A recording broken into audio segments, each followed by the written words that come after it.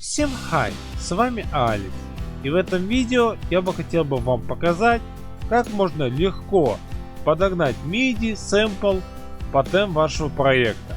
Я вам буду показывать на примере секвенсора Magic Music Maker 2026.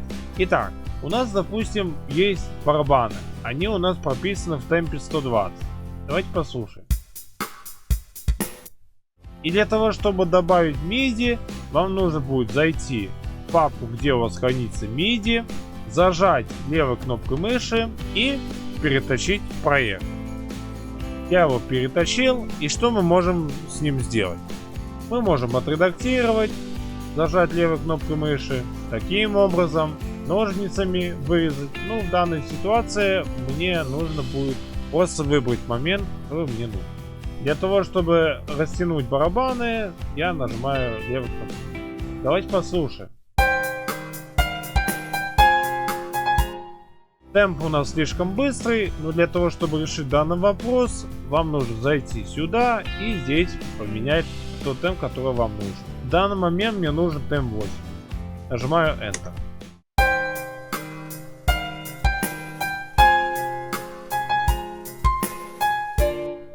Как вы слышите, MIDI подогнался под темп проекта отлично.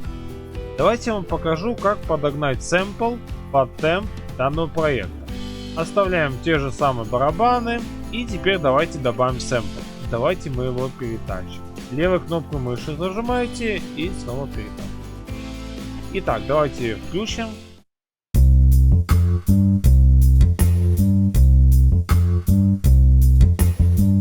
Как вы слышите, подогналось все отлично, но, к сожалению, не все сэмплы можно будет так подогнать.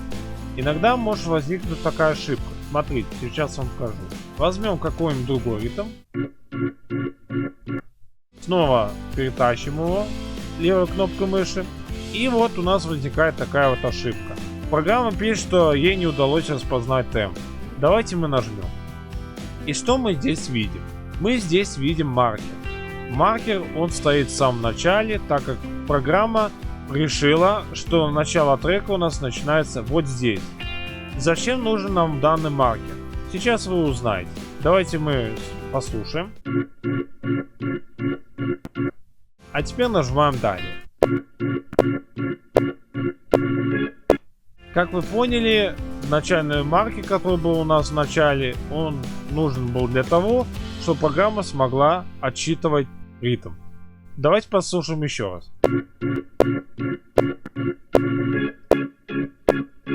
Как вы услышали, у нас не все попадает под метроном.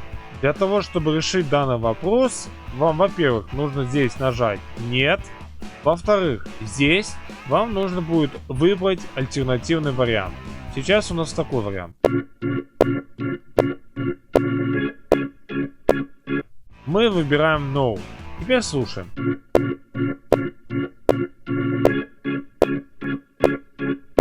Как вы слышите, теперь все у нас звучит правильно. Если вы услышали, что все у вас звучит отлично, нажимайте Continue. Но если программа подогнала музыку под метроном неправильно, то тогда вы можете здесь поменять темп сэмпла или найти другие альтернативные варианты. В данный момент у нас все отлично, поэтому нажимаем далее. Программа распознает сильные и слабые доли. Давайте послушаем, как он распознал здесь. Как вы слышите, распознал он все у нас отлично. Но если по каким-то причинам программа неправильно распознала сильные и слабые доли, то вы можете вот здесь поиграться и найти тот вариант, который вам подойдет. В данный момент у меня все хорошо, поэтому нажимаю далее. Здесь нам понадобится адаптировать темп, и здесь нам нужно будет выбрать данный фрагмент. Итак, слушайте, что у нас получилось.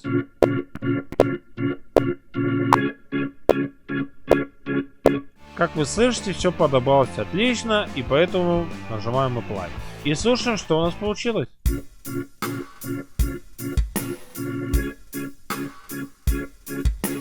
Давайте поменяем темп на какой-нибудь 90.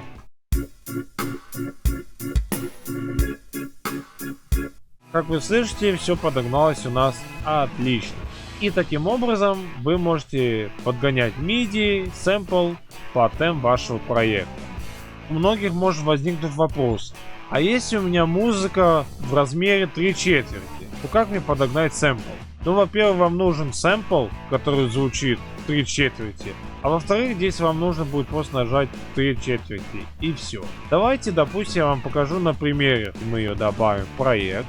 Здесь мы снова нажмем Open Wizard, нажмем Continue, нажимаем No. Здесь выбираем другой вариант, слушаем.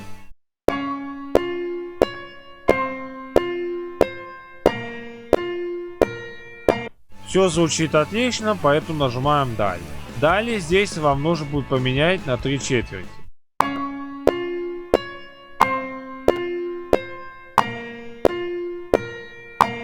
Все у нас звучит отлично, поэтому нажимаем далее, нажимайте Apply. Здесь меняем 3/4 и слышим.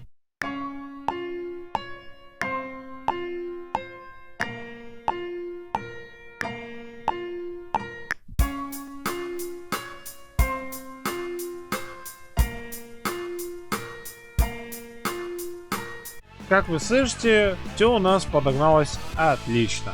Кому понравилось видео, поставьте лайк. Если вам понравилось видео или возникли вопросы по данному секвенсору, напишите мне в комментарии, и я вам отвечу на все ваши вопросы. А с вами был Алекс. Всем удачи и пока.